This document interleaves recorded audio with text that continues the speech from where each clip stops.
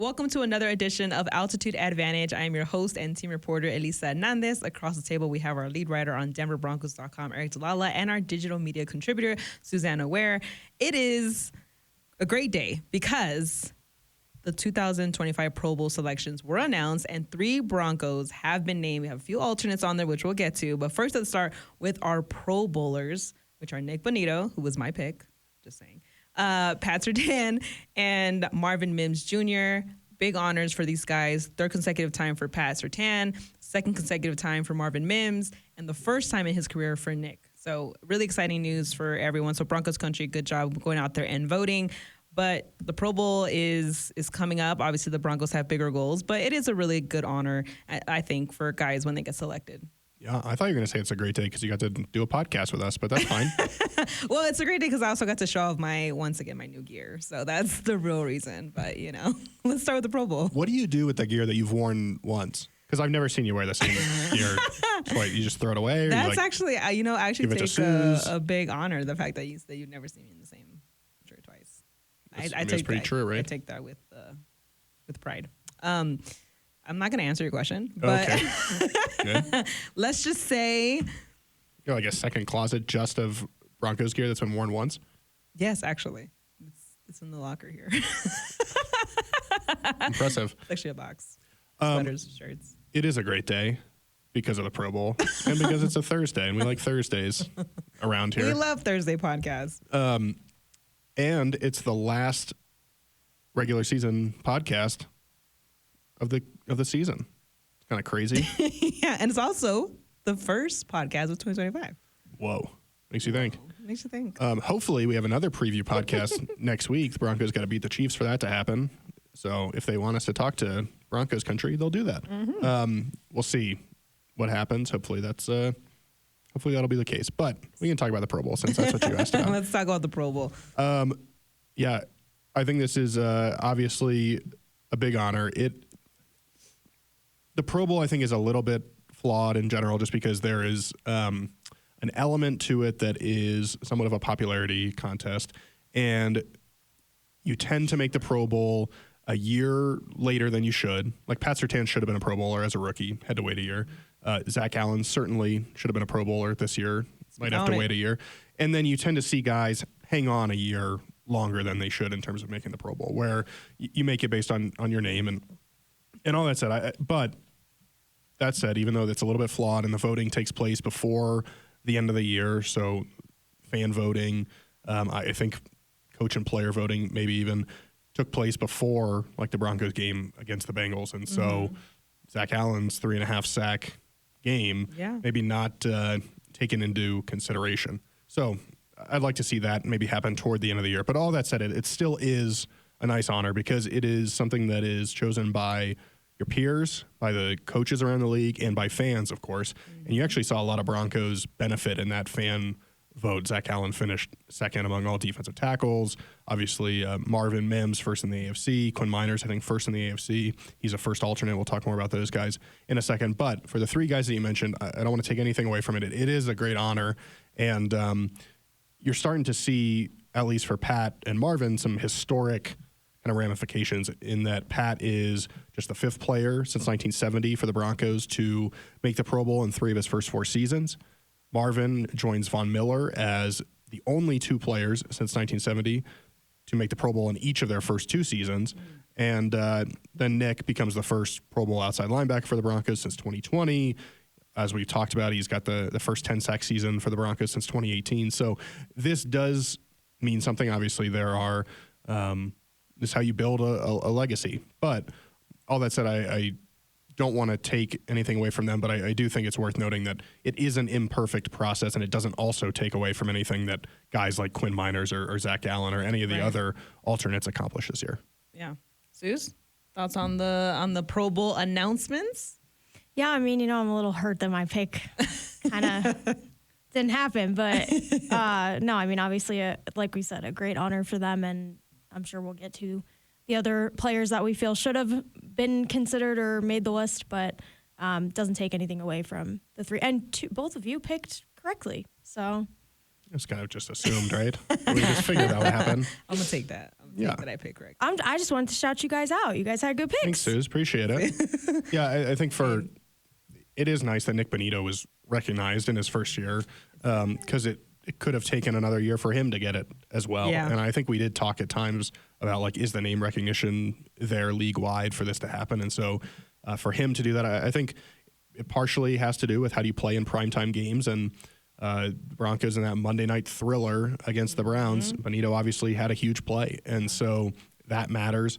Surtain, I think it's well established how dominant he is. And even though he does have a career high, or it's tied his career high in interceptions, but he also has these stats that go viral on social media in terms of, like, if you throw it at the ground, you have a higher passer rating than if you target Pat Surtain. And so that certainly helps. But Surtain, I think there was no doubt he was going to be a Pro Bowler.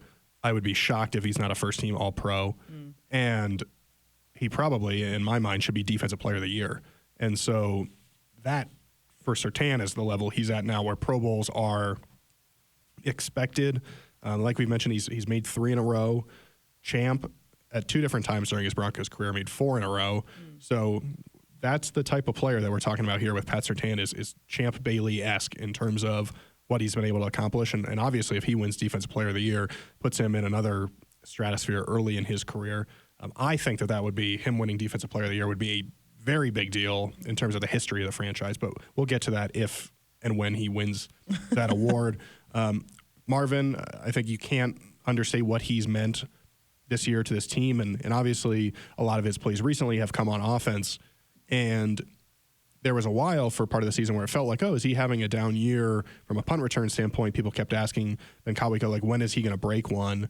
And then you look up and he's leading the NFL in punt return average. And so he's quietly and sneakily had a very big impact. And look no further than the Colts game to see where he had a game-changing punt return that probably helped the Broncos. Who knows if the Broncos win without that. Right. That was a Colts game, right, where he took the 61-yarder down in the red zone. Because then the next play, next drive, Bonito has another big turnover. Yeah. So all 3 of those guys, very, very deserving. And look, this is what happens when the team has success, right? That all of a sudden you get guys recognized for what they're doing, and that players who were on this team a couple years ago, the Broncos, it's not long ago, the Broncos had 0 Pro Bowlers. And so you still obviously want more recognition. And I think having 8 alternates speaks to the fact that you're close to being that one of those teams with 5 or 6 or 7. But team success plays into it. The more you play on prime time, the more likely these guys are to be able to showcase their talents.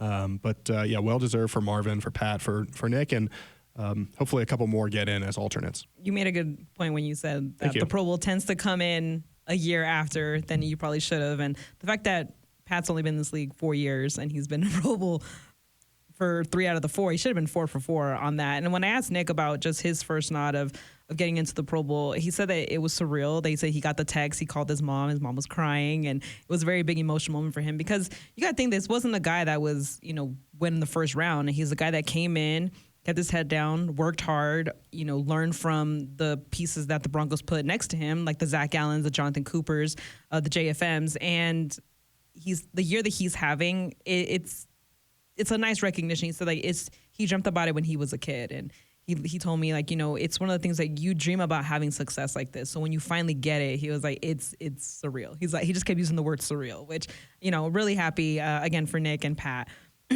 as well as Marvin Mims, who I think again as he's transitioned to a new role this season, it's nice to kind of watch him find his groove. The Pro Bowl games are February 2nd of this year, and obviously again the Broncos want a Super Bowl berth, obviously, but the Pro Bowl is there, so make sure that you guys tune in for that. Now we do have to talk about the snubs, which you had mentioned earlier. Susan, I'm going to come to you in a little bit, but what's one of the guys that you think should have made? Don't take Susan's pick because I think I know. Suze, who do you want to pick? You're going to take the main one?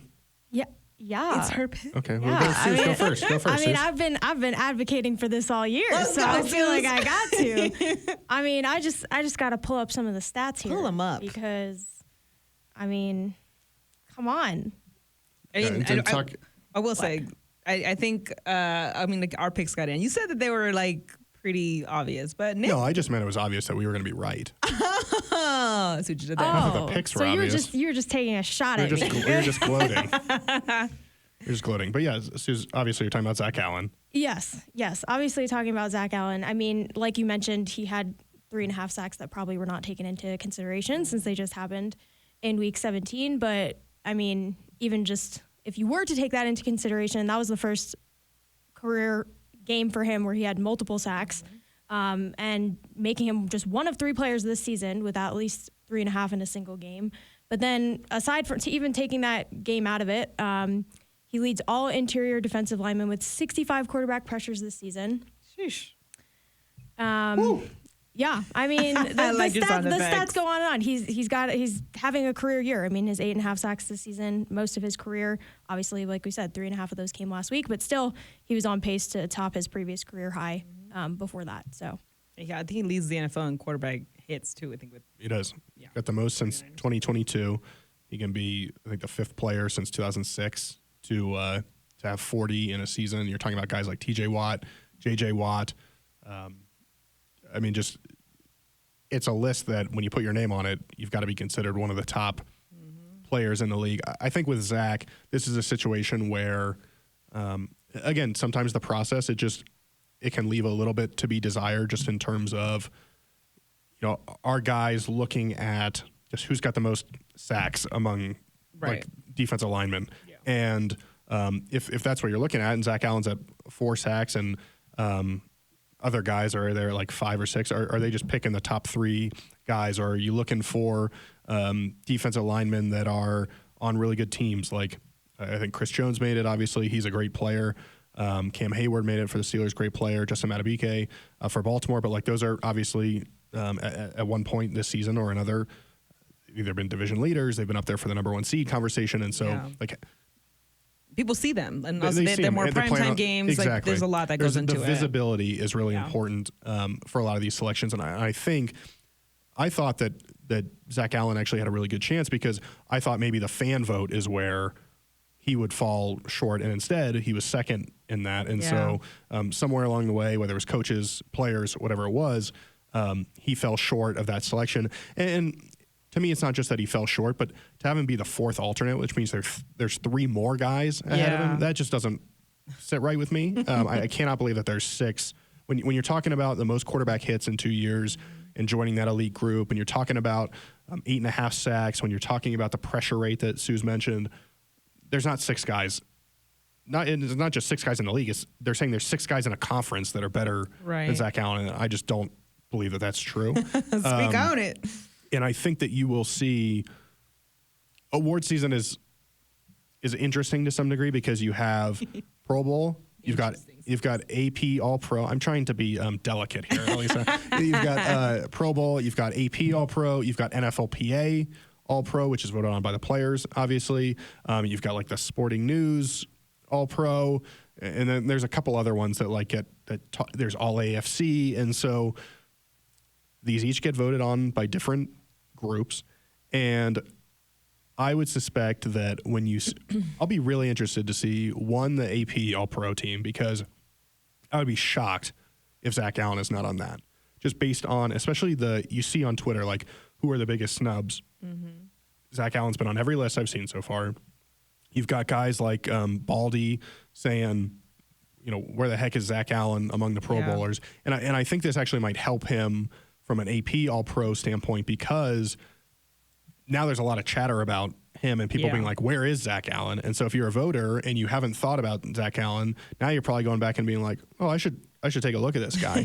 So I think, took a look at last week alone. Bill Barnwell just put out his first team and second team All-Pros that he puts out for ESPN. He has Zach Allen as a first team All-Pro. I would be not shocked if Zach Allen's a first team All-Pro in the AP when the AP puts that out. Certainly if he's not at least second team, I think there's a problem.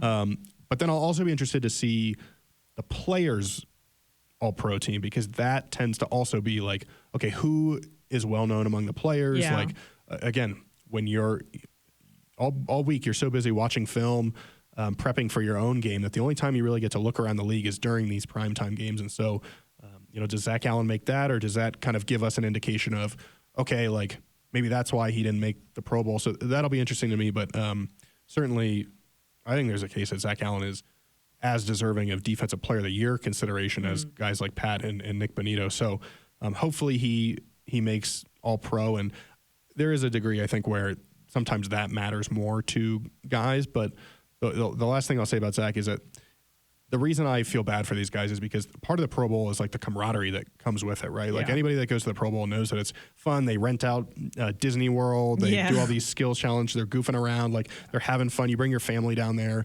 And so it's a bummer that a guy like Zach isn't able to, and we'll see, maybe there's a way that he gets up there from the fourth alternate. It feels like a lot of guys would have to drop out, but you never know. But I do feel bad that he's got to miss out on that part of it because I know that's fun and the guys enjoy that. Like Justin Simmons, he made a Pro Bowl in 2020, so he didn't get to go to any of it because of COVID. And then finally he got another one last year, and it was like, okay, you can enjoy it. Yeah. And so I feel bad from that perspective for Zach. Yeah, 8 Broncos were selected as alternates for this All-Star event. We just talked about Zach Allen. We have left tackle Garrett Bowles, fullback Michael Burton, long snapper Mitchell Fabroni, safety Brandon Jones, kicker Will Lutz, and obviously Quinn Miners. And then quarterback Bo Nix got in the mix there as well. You say Brandon Jones? I did say Brandon Jones. Just checking. I gave Brandon Jones some I'm love. just making sure. He's made some big plays.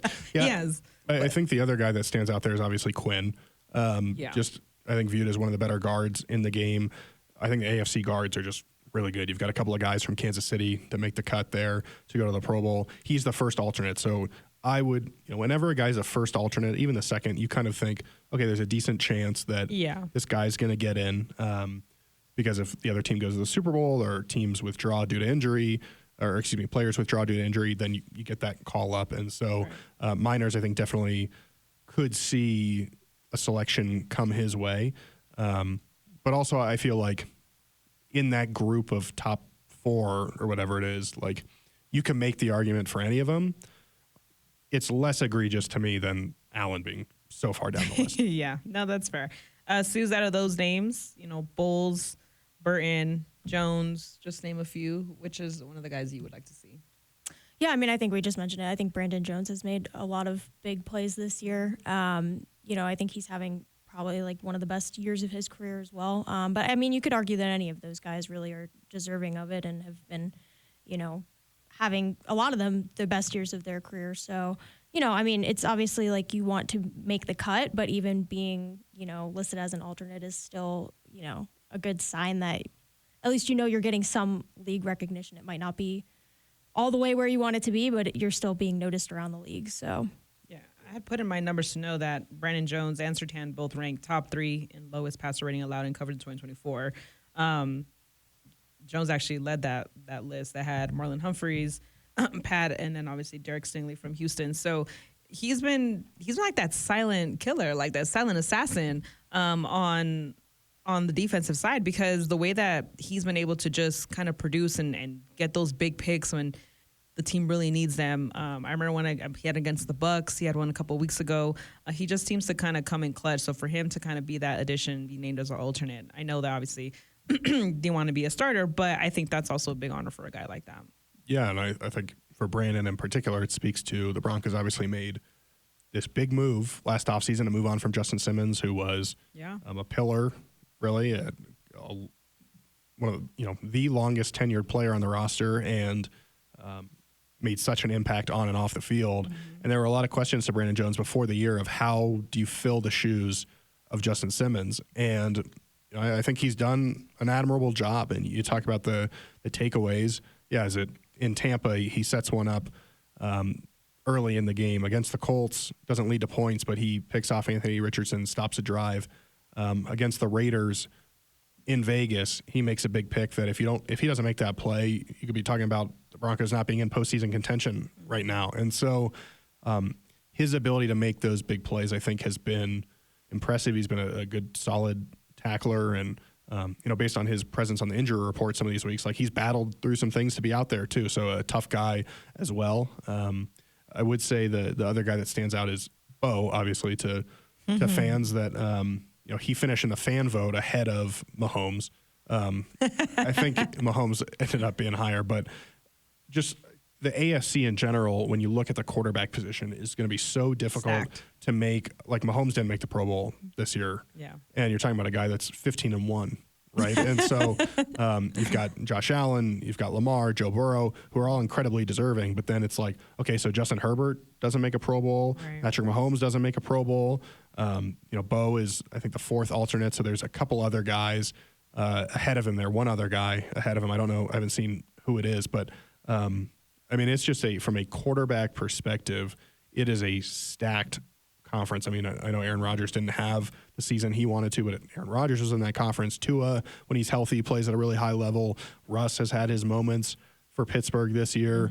Mm-hmm. So that will be something that, like, over the next 5-10 years, like assuming that Bo develops into the guy that everybody thinks he is, you're going to see, I think, some of ththese Pro Bowls like spread out where you're going to be like, how does this guy only have one Pro Bowl or two Pro Bowls?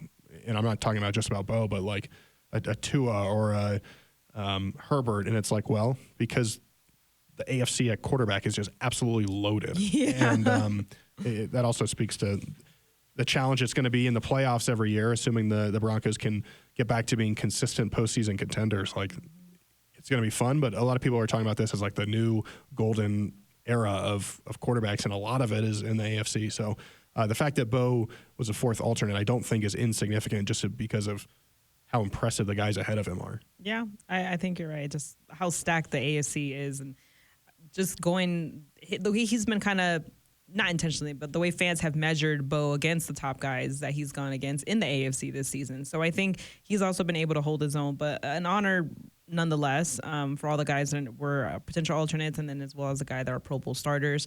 So again, Broncos country, we have to make sure we go and support. February 2nd is the Pro Bowl game.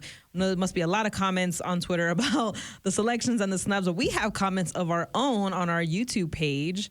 So are you going to pull this up? Yeah, what's the chatter? What they talking about? I'm ready. Suze, are you ready? I'm ready.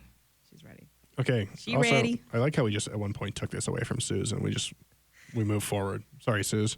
That's okay. Let me pass my phone. No, here. I think you got it. Okay. That's right. She was the comment person. Yeah, for like 1 week. It's okay. Driftman010. I agree with Susanna and Aric. I don't get the fans that say we don't deserve the playoffs playing the backups. Like, we still have a chance to make the playoffs. Like, at all of a sudden, Broncos fans just want to give up when we're still in the lead. We don't depend on nobody but ourselves. I'd rather make the playoffs against backups than miss the playoffs. These fans overreact a lot. Well, it's an interesting take. I don't think I actually said that. I was going to say, I'm pretty sure that was me and Suze, but it's fine. I'll take the credit. It's fine. Suze, your thoughts? Yeah, I mean, it's a good point that was made by somebody very, very smart at this table. That's it. They said my name. Okay. 5 AFB 8250. Looks like a nice tree in a lake or ocean or something in their profile picture. That's nice. Shout out to the whole crew for a great 2024 season. Thanks for keeping a level head and some perspective. You're welcome. We found our QB and are back to a winning season. Plenty of time to win a Super Bowl in the next 15 years of the Knicks era. Super Bowl would be nice. Yeah. Hopefully in the next couple of years, not 15. Yeah. I ain't that young. It's a long time to wait for the nails to be painted. Exactly. Let's be clear. That's a this year thing. Oh! I said just if the Broncos year. win the Super Bowl this year. I don't remember the this year part. I remember the that winning either. Super Bowl part. Check the tape. Kyle Collins 1657. This pod's so trash now. Well, Kyle Collins 1657. Let me tell you, Kyle Collins 1656 and 1658 are superior commenters, much better than you. So maybe you're trash. Makes you think. Anybody have thoughts on that? I think you got it. You got it? You got it. There's some comments about not deserving the playoffs. Again, like I said, I don't really get that.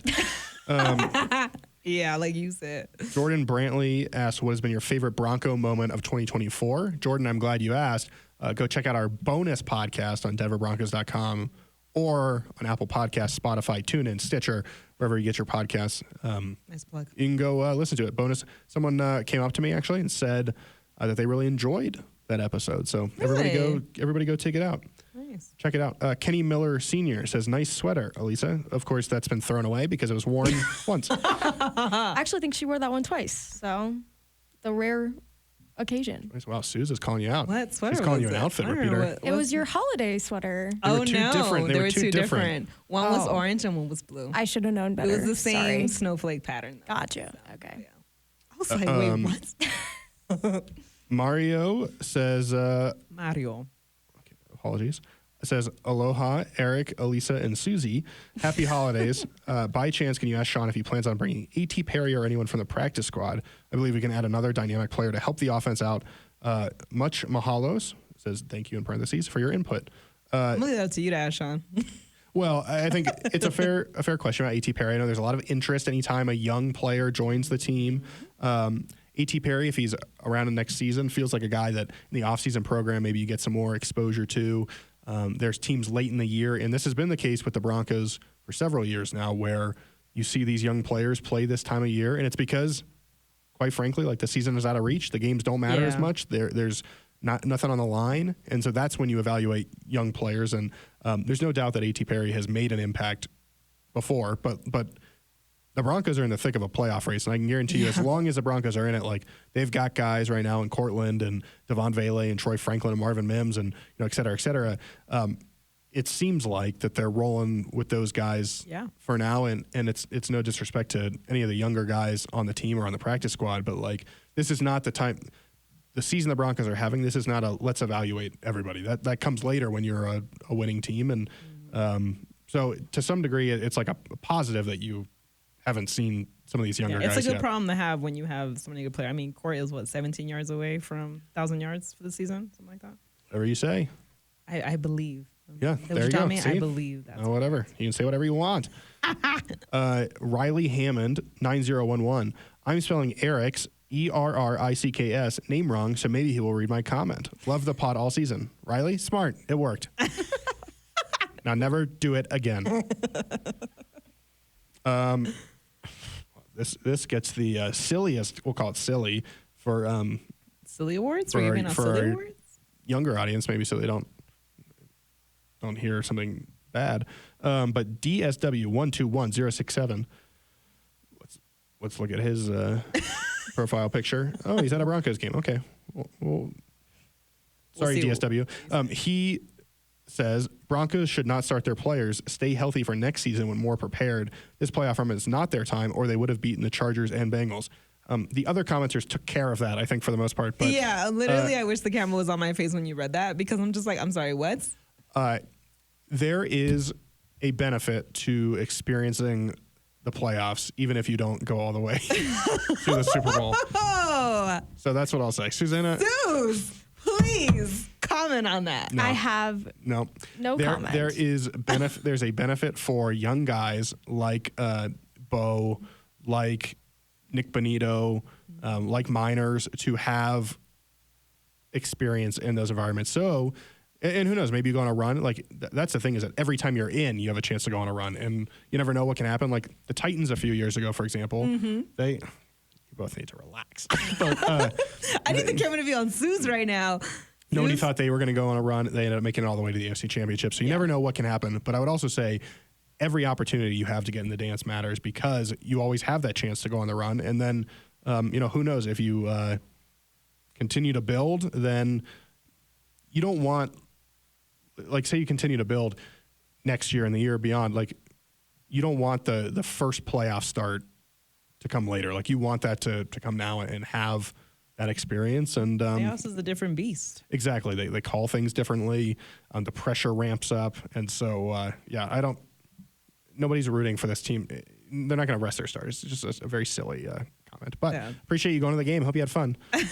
That's all we got for comments. Yeah, Zeus, you have any comment on that last comment? No, I think it's a very, very, very good point. Especially when you have a team that has not made the playoffs since they won the Super Bowl. I think even if you're not going to go all the way, and who's to say that you won't, but even if you're not going to go all the way, still think it's a valuable thing, valuable experience for the players, valuable experience for the fans, for the franchise. All good points.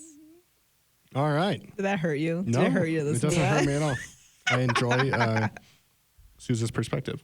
Well, in order to punch their ticket to the postseason, they have to get a win on Sunday against the Kansas City Chiefs. Now, we've talked about it all week that the Chiefs are expected to rest their starters after locking up the number 1 seed against Pittsburgh on that Christmas Day game when they went on the road. And now you have Carson Wentz potentially starting for the Chiefs on Sunday. And I know that this defense is definitely looking to get after it. Susan mentioned just wanting them to bounce back after giving, I believe, 30-plus points the last couple of games, over 400-plus yards the past couple of games. And that's just not the defense that we've seen all year. But I think as you kind of look into this matchup, Susan, I'm going to come to you first. Okay. You know, just want to get your thoughts on this matchup. Obviously, the intensity is high. We talked to the players a little bit this week, just handling that intensity and that emotions of everything at stake. But how do you view this matchup going into the season finale against a division rival? Yeah, I mean, I think Cortland Sutton put it the best yesterday. He was like, "Listen, like this is as simple as it gets. Like we have to win. Like it's." What did you think about the questions? Hashtag analysis. Shout out to Aric for asking those questions. But I mean, yeah, he was asked by our friend here, what's the mindset going into this game? And he was like, yeah, a lot of people say, oh, it's not black and white, it's not this and that. He was like, it is. Like, we just have to win, and that's it. And I think I like the mindset, too, about, like, they don't really care who's out there. He also said yesterday, he was like, listen, whoever's in shoulder pads and is in red and yellow and white, like, that's who we're playing. And he went down all the colors. Yeah, he did. And I think it's a good mindset to have. I think, whoever takes the field, like, you're going to have to be prepared to play. And a lot of the guys in the locker room mentioned yesterday, like, people are still on this team in this league for a reason. And, like, a lot of these guys might be getting one of their few, if their only chance to kind of go out there and play. And I think Adam Troutman said it yesterday. He was like, this is some people's chance to, like, put things on film. And so, like, they're coming out ready to play still. Yeah. It's not like they're, gonna, not put their best foot forward. So just because it's not the starters or it's not who you've seen on the field all season, I think the mindset is still good. Like, we're still coming out to win this game, regardless of who we're lining up against. Yeah. It's a throwback game, too.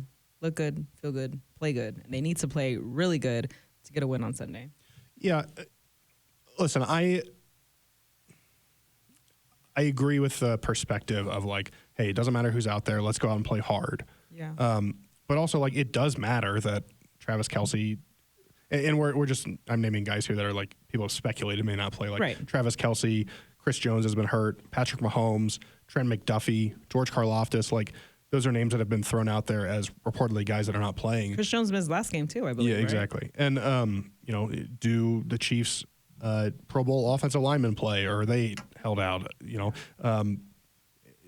Doesn't a guy like Nick Bolton play? Like, there are a lot of guys on this team that if they don't play, like, Susie, you're absolutely right that everyone on the team is, like, in the NFL for a reason.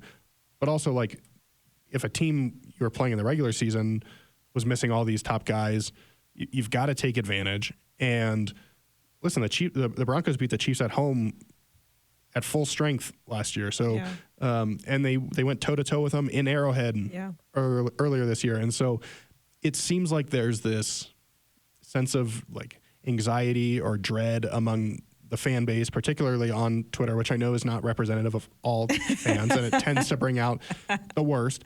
But, like, some of this, I think, is just the Broncos, because it's a win and in, like, there's natural anxiety from fans. And also because the Broncos haven't made the playoffs in 8 years, there's this sense, and, like, we've seen things go wrong in the past. There's this sense that, oh, maybe, like, it's not going to work out. Yeah. But, like, the Broncos have beaten good teams this year, and it's not like they just got blown out in Cincinnati or LA. They went toe-to-toe with Joe Burrow, Justin Herbert. They went toe-to-toe with Patrick Mahomes in Arrowhead. Yeah. They, at home, are 5-2. I think all 5 of those wins, right, are by double digits, or excuse me, all by 2 possessions. All of them except the Browns game was by double digits. You have beaten teams convincingly that, at least on paper, have more talent than the team that you'll see this weekend with the starters that are resting. And even if the Chiefs were playing all these guys, I think the Broncos at home, where they've been good, and again, they beat the Chiefs last year, this team would still have a really good chance to win the football game. And so I'm not saying that like it's a guarantee because it's the NFL and like every team has good players and each week something crazy can happen. But like if the Broncos just play the way they've played all season and play good football, solid football, they're going to go out there and I think you'll know pretty quickly that like they're okay. And I think that if the Broncos had made the playoffs last year, the fan base would maybe not have the same sense of anxiety or fear going into this game. And I really do think that we talk about the stacking, like the failures of previous years. I think that's happening a lot with this game. There's just so much riding on it because of what's happened the last near decade that people are worrying maybe a little bit more than like, I still believe this is a good football team. It's a playoff football team. And like a playoff football team playing against a team that is playing mostly reserve players, I think should be able to come out and handle their business. And I think that's in part why the message is we don't care like who they're playing, but the focus is internal. And if they come out and just play the way that they have for most of the season, especially at home, I think they'll be fine. And listen, even in the games that they've quote unquote struggled in or have been locked in close games, like they still beat the Colts 31-13. They still beat the Browns by 9. They beat the Falcons. Going into that game, people were like, are the Broncos going to lose 3 in a row? They beat them by 32. And these are teams that are like playing their starters and playing top-notch NFL players.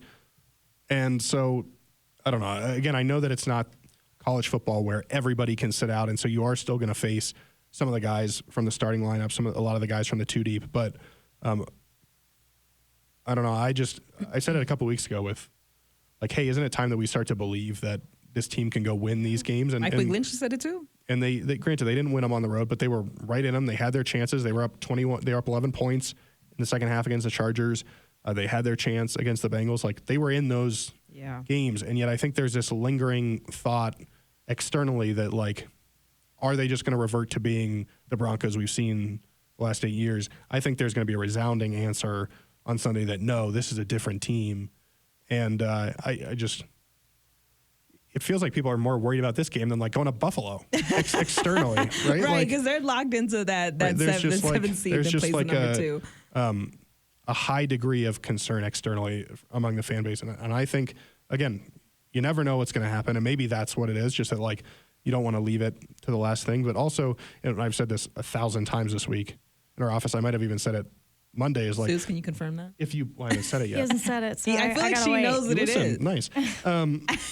If you went like Raiders win, Chargers loss, Browns win, Bengals loss, Colts win, like if the schedule was in that order, and you were going in and it'd be like, oh, we just want a game over the Colts to keep our playoff chances alive, like you would feel a lot better. Like the schedule, the way it's set up, it was always going to be tough to win those 2 games on the road. And the fact that you went and competed, like that to me shows that you can go into a playoff type environment and be right in the game, potentially have a chance to win. And so now that you're back and you have a quote unquote winnable game, I think that, and Sean Payton said this, he believes in the team's resilience. He believes in their maturity, in their ability to respond to adversity. And I think between guys like Bo and Cortland and Pat and Zach Allen, like this is a good football team with talent. I think you're going to see it on Sunday. Yeah, I think Bo said it really, he had a really good quote. He said, pressure is a privilege. And going into this matchup, he understands what's at stake. And I think he just has such a calming sense around him. Where like, while the Twitter world is panicking, he's just so calm and so just collective in his thoughts as he kind of goes into this matchup against the Chiefs. And the Broncos haven't lost 3 games in a row. I think the most they've lost in a row is 2, and then they always find a way to bounce back. So as you had mentioned that a lot of the guys are in there, it's a very simple message, just win. But when you look at the way that this team has really battled out over the last 2 games, what are some things that you see from those 2 losses that can really benefit this team going into this final game?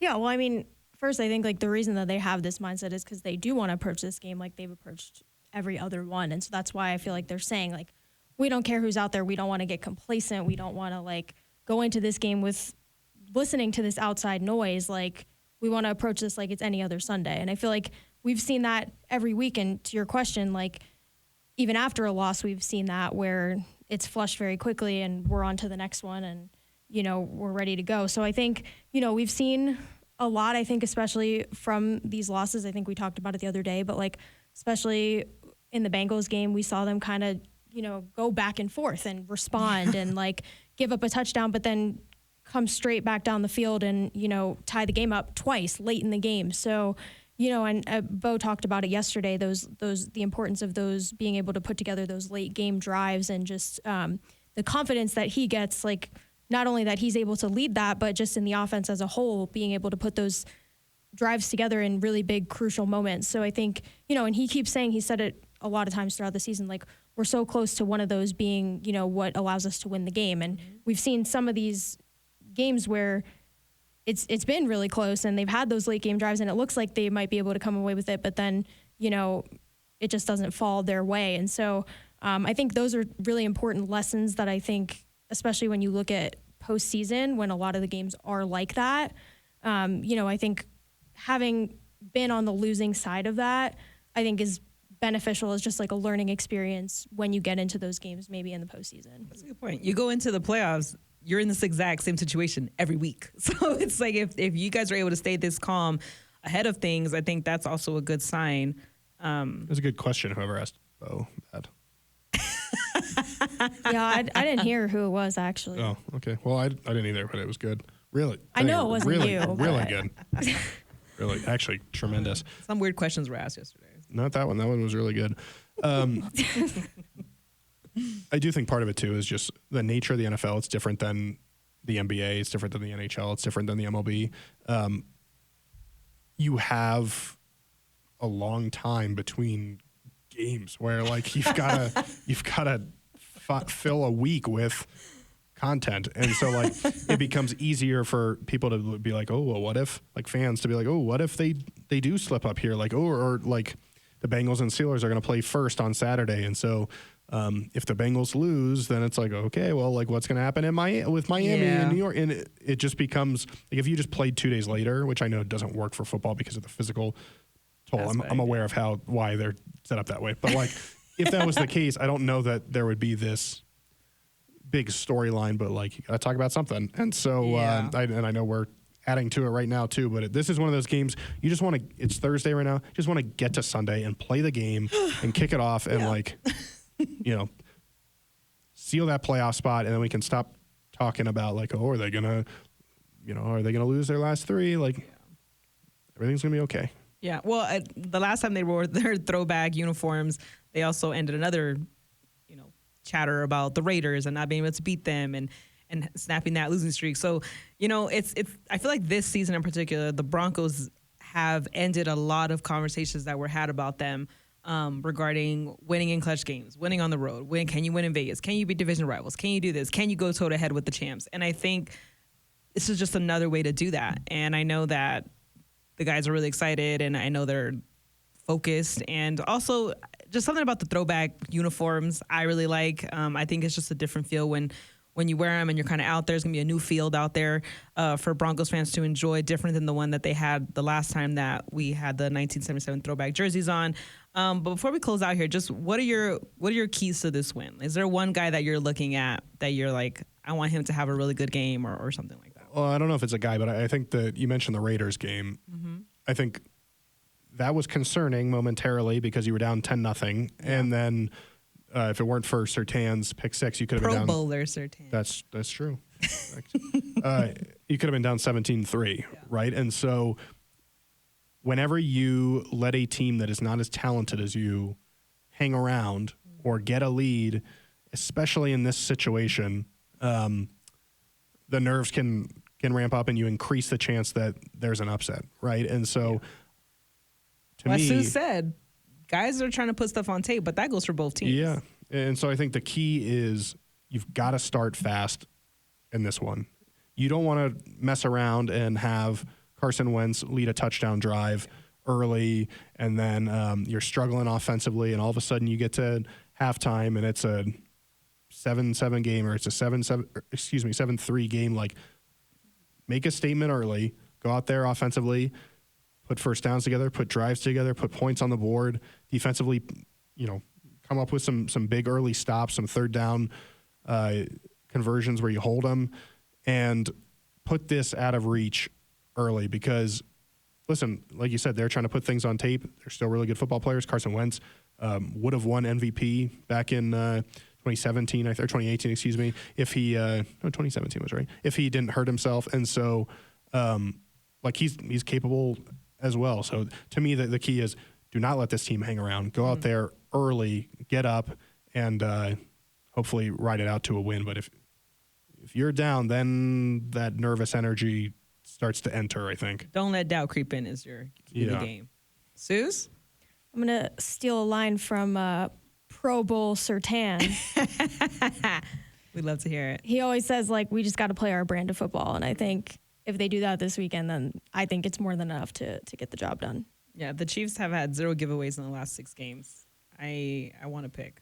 I want to pick 6, honestly. I always want to pick 6. Yeah, I told you I'm a defensive person. So I think, like you said, I think both of your guys' keys to the games will lead to those things of just getting those turnovers. And I think there was a stat floating around of just like the record that the Broncos have when they do have a takeaway. And I think when you see what they did against the Colts, when you see what they did against the Browns, those like bursts of energy that really kind of, whether it's a pick 6 or just getting an interception or a fumble or whatever it is to give good field position to your offense, I think that's one of the things that the Broncos have tried to take advantage of. I think that's something they're going to look to get back to as you kind of go into things. Is to treat this game as whenever you get a chance to score, you score. Like, don't leave any points off the board, and just make sure that you guys go out there and to both of your points, just put it out of reach.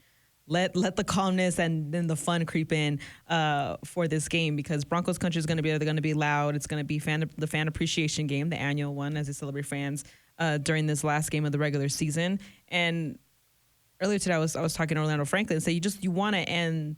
You don't know what's going to happen in the playoffs, but you want to end the season on a high note. And as all the accomplishments that the Broncos have made this season, this is another one that they're really hungry to get after, knowing just the milestones they've reached, the lengths they've gone to improve and really turn this franchise around. I agree. Let's go do it. Yeah, let's go do it. Let's go do it, guys. I'm gonna need more hype from you guys as we kind of go in. Let's go do it. There you go. Wow, I'm not gonna be able to match that. So that I need to get you an espresso because we gotta get you hyped up. All right, Broncos country. Well, again, make sure you guys head out there early as we will honor and celebrate you at the fan appreciation game this Sunday. It is a throwback game to the 1977 season. So make sure you guys head out there early. The field is going to be awesome. We actually put it out on our social media what it looks like. So make sure you guys look at that. The threads are out as well. And yeah, congratulations once again to all of our Pro Bowlers. And we will see you guys on Sunday and look for a big win for the Broncos to clinch a playoff berth.